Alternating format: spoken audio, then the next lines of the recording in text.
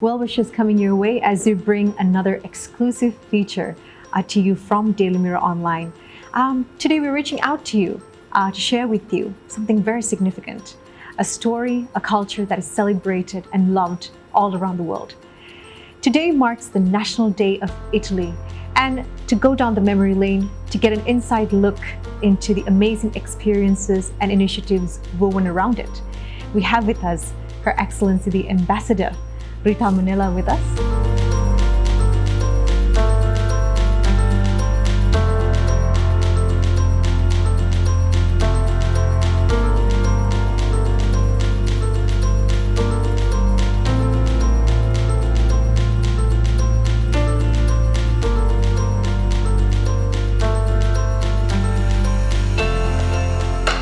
Thank you so much. It's a pleasure and an honor to have you with us today. Thank And you. Today is the National Day of Italy, and I would like to hear from you, your insights as to what this day means to you. Yes, today marks the Italian National Day. June the 2nd, 1946, after a long and destructive war, Italians were able to come together to rebuild our country in a spirit of determination and hope, leading the nation to a period of unprecedented growth and prosperity.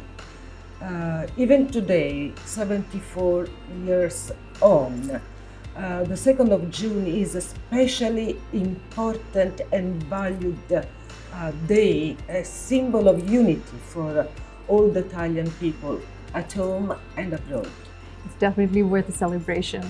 And also this beautiful friendship that Italy and Sri Lanka has been developing. It is not something that started in the recent past.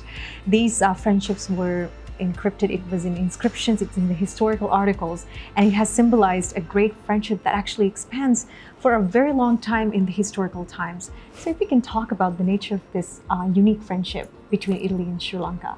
Yes, our countries are friends since long time. The first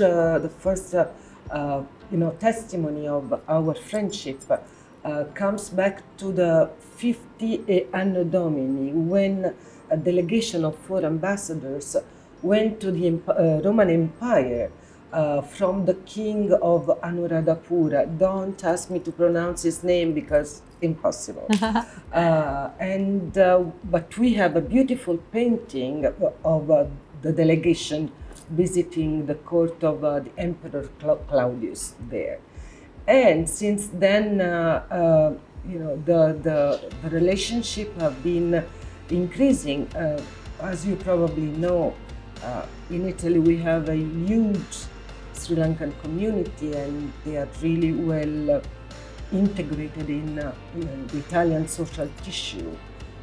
They have been living there since the 70s, and now there are even the 3rd generation. So they are really becoming part of Italy.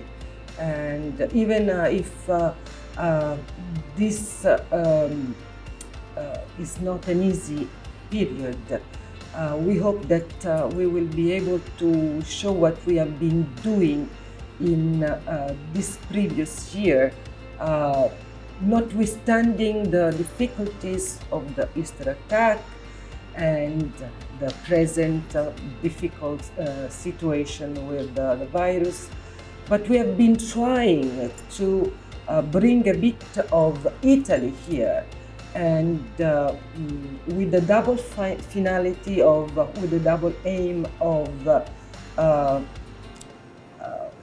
showing a modern idea of Italy and share our experiences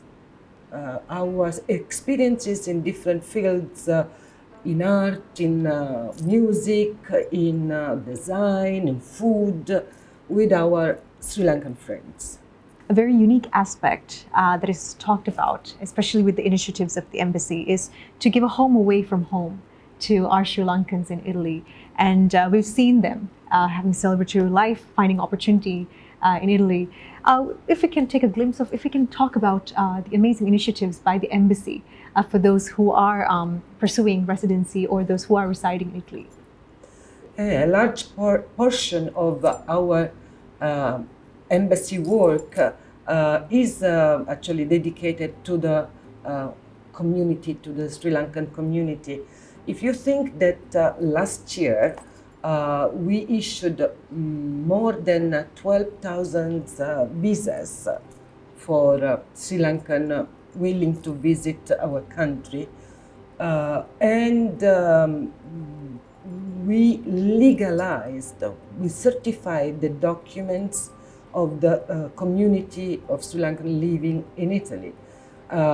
If you consider 20,000 certificates in a year, it's a lot of work also, because you have to check if the documents are correct. And so the large portion of the embassy work is dedicated to the community.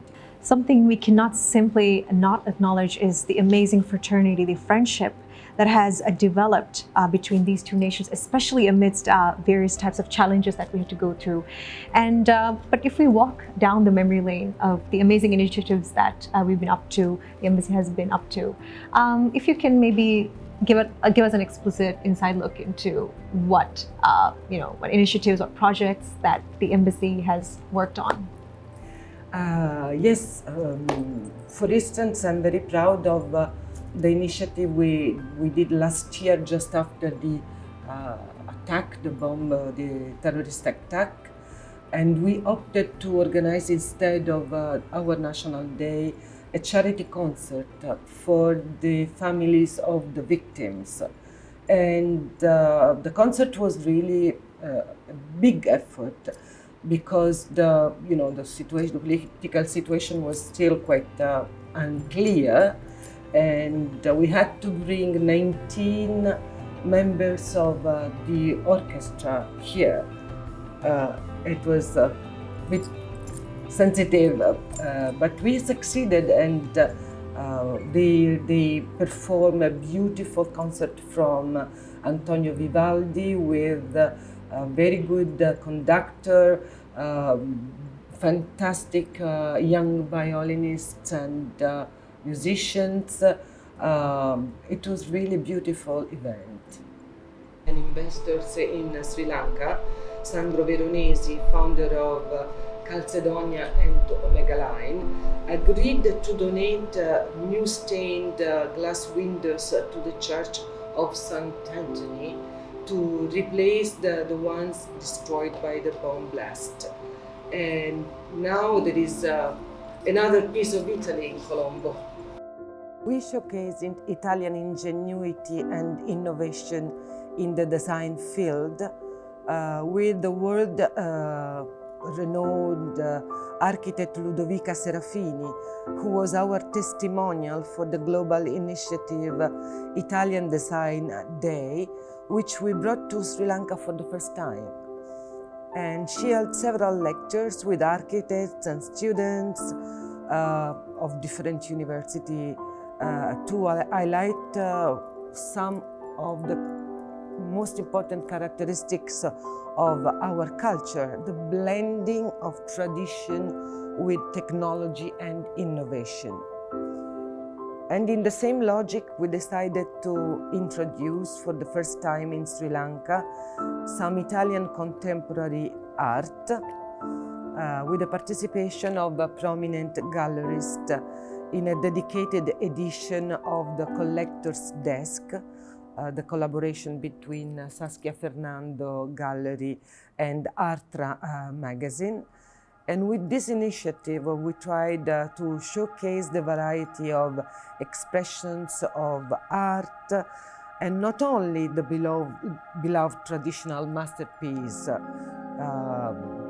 And the gallerist was also able to interact with the young students to give suggestions how to become more international.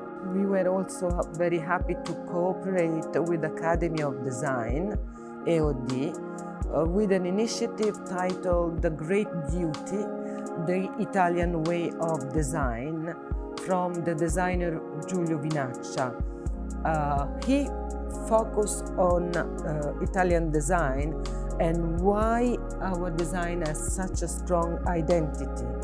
And we're very proud because he's also very actively collaborating in a project here in Sri Lanka to use natural resources in a more green and eco-friendly way, which is a very important part of our DNA, the idea of sustainability.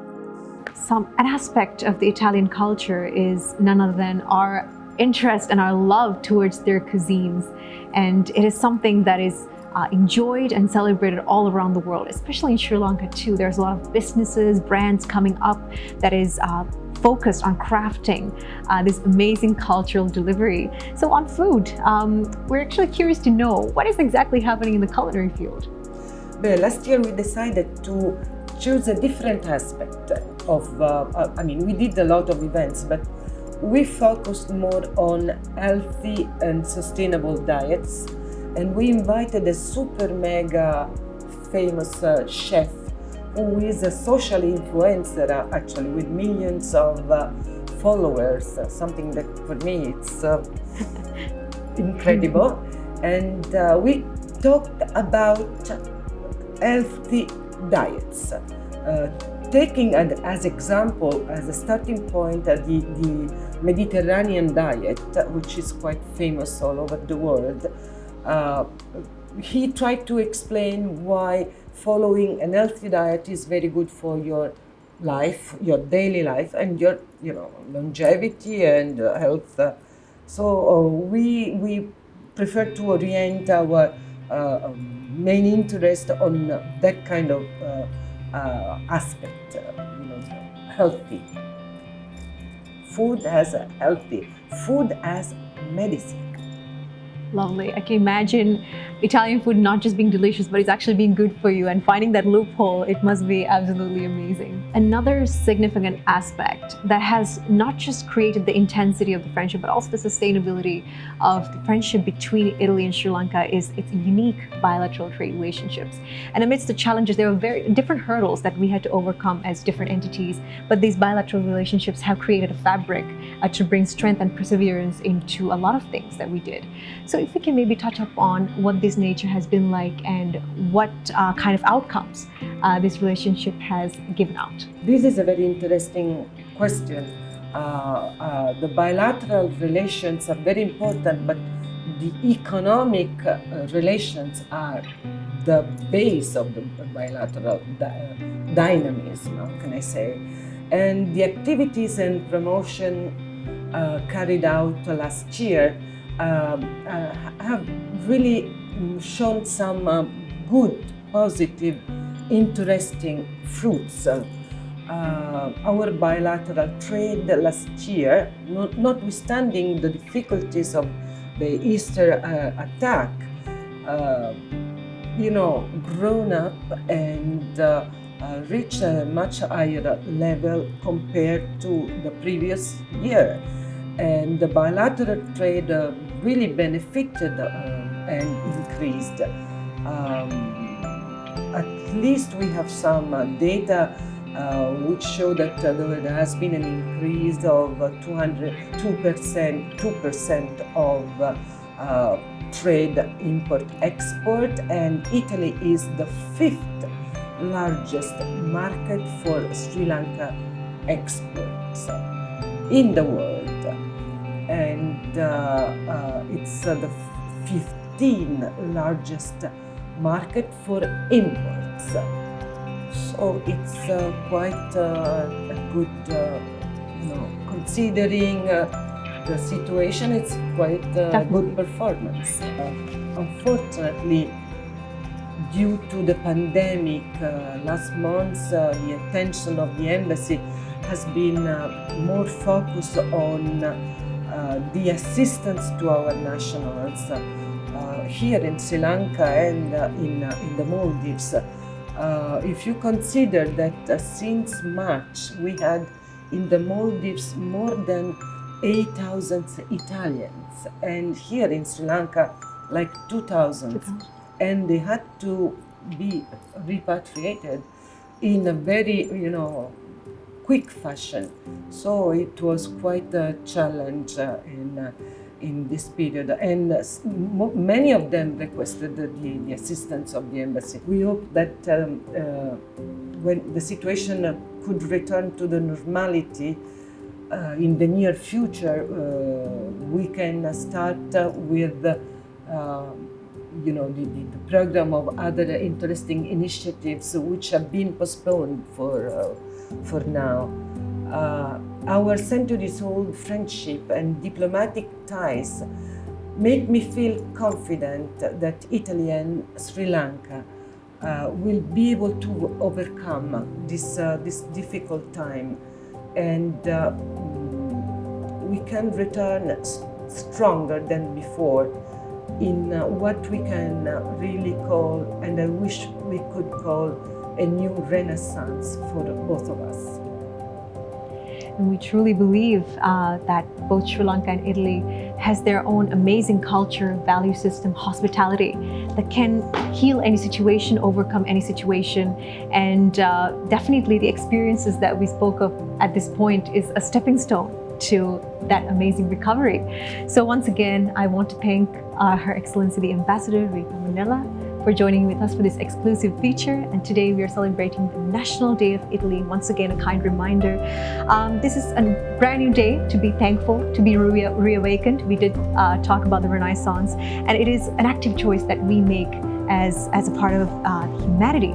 So with that, we are wrapping up today's session. Thank you so much for being a part of this. Thank you so much.